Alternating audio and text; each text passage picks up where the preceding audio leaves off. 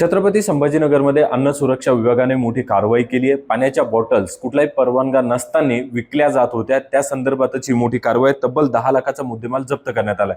माझ्यासोबत अन्न सुरक्षा विभागाचे छत्रपती संभाजीनगरचे सहाय्यक आयुक्त आहेत विवेक पाटील सर। सर, कशा पद्धतीची ही कारवाई करण्यात आली होती आणि यांच्याकडे ते परवाने होते का?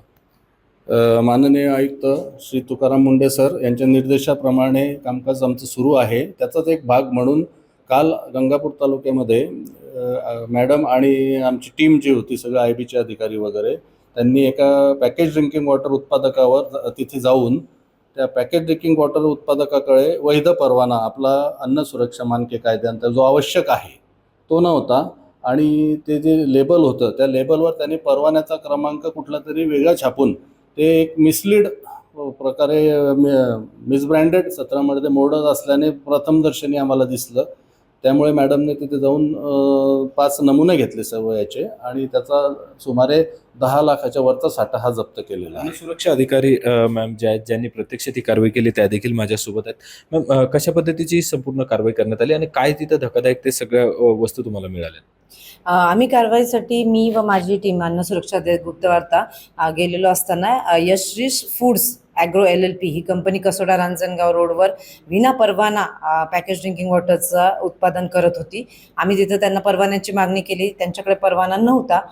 त्यानुसार तिथे उत्पादित होत असलेल्या 1 लिटरच्या पॅकेज ड्रिंकिंग वॉटर, ज्यामध्ये यशरिच, ओमरिच आणि हायड्राश्युअर हे वेगवेगळे ब्रँड्स होते, ते आम्ही नमुने घेतलेले आहेत। तसंच त्या ठिकाणी विना परवाना व्यवसाय आणि त्या बॉटलवरती जो लिहिलेला अन्न परवाना क्रमांक, जो अन्न सुरक्षा मानके कायद्यानुसार आवश्यक आहे, तो नसून त्यांनी दुसराच क्रमांक लिहिलेला होता। त्यामुळं लोकांना, ग्राहकांना मिसलीड करण्याचा हा विषय असल्यामुळे आम्ही तिथेच उत्पादित होणारा सुमारे 10,01,600 रुपयाचा पॅकेज ड्रिंकिंग वॉटरचा साठा जप्त केला आहे। तसंच सदर कंपनीला आम्ही विना परवाना उत्पादन करीत असल्यामुळे स्टॉप बिझनेसची नोटीस पण दिलेली आहे। कंपन्या जिल्ह्यामध्ये सुद्धा ऍक्टिव्ह असल्याच्या चर्चा आहेत, त्या संदर्भात काही पावलं उचलणार आहे? त्याबाबत आम्ही सतत सतर्क आहोत आणि आम्हाला जर असं निदर्शनास आले की कुठे अशा प्रकारे गैरप्रकार होत आहे, तर आम्ही निश्चितच त्यांच्यावर कारवाई करणार आहे। पाणी हे जीवन आहे असं म्हटलं जातं, मात्र तेच पाणी आपण पितो त्या योग्यतेचं आहे का, हे मात्र तपासण्याचं काम अन्न सुरक्षा विभाग करतं। आणि त्यांच्या ज्यावेळेस ही बाब लक्षात आली त्यावेळेस आता त्याचे नमुने देखील घेण्यात आलेत।